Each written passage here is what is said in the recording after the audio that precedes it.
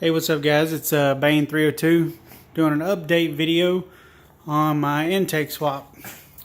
So what we had, show you right here, the direct injection fuel rail on the driver's side there, that was a problem.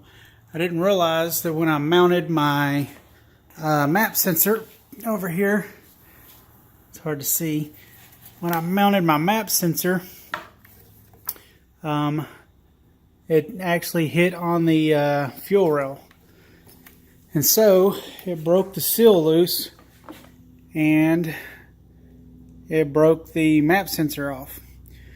So the end of the map sensor, this little piece right here, was actually sitting on top of the valves on my number 2 cylinder. So we got that out of there. Luckily there wasn't any damage. Could have been a lot worse. So my advice for you guys, anybody who's going to do a Mustang GT swap, oh, there's a little piece right there. Yeah, like melted it and hammered it. Anyway, anybody who's going to do a GT swap on a F150, you've got to mount the map sensor. What I did was this go around. I actually shaved down, there was a bracket right here. So I cut that bracket off. It looked like this one, which is just holds the wire loom in place. I took that, cut it in half. I put one piece over here to plug up my original hole. And all this looks god-awful, but you won't see it on the back of the motor.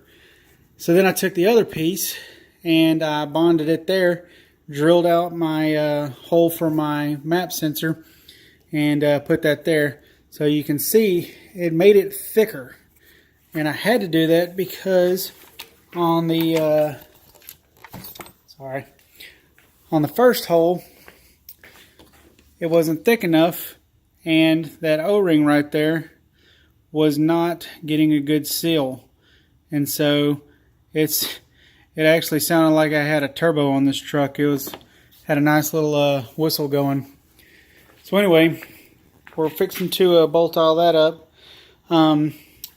Last video I said I didn't know if we would use the F150 hoses or the Mustang GT manifold hoses.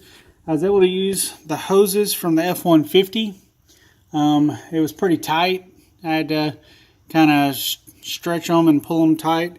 The wiring harness, it all fit. Didn't really have any issues there other than the map sensor being in the wrong place and hitting that fuel rail. So that's why I relocated it to the middle of that rear plenum, because really I don't see anything back there that'll impede that thing. So I think that's really going to be the best place for it.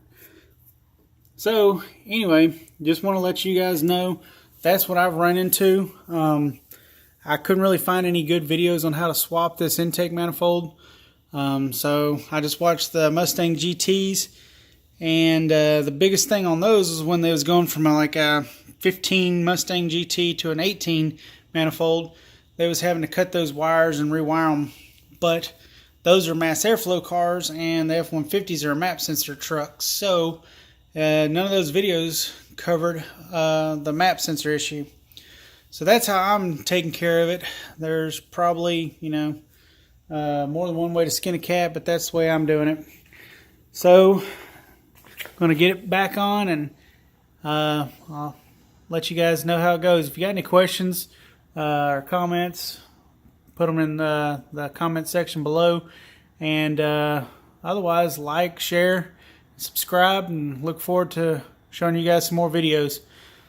Appreciate it.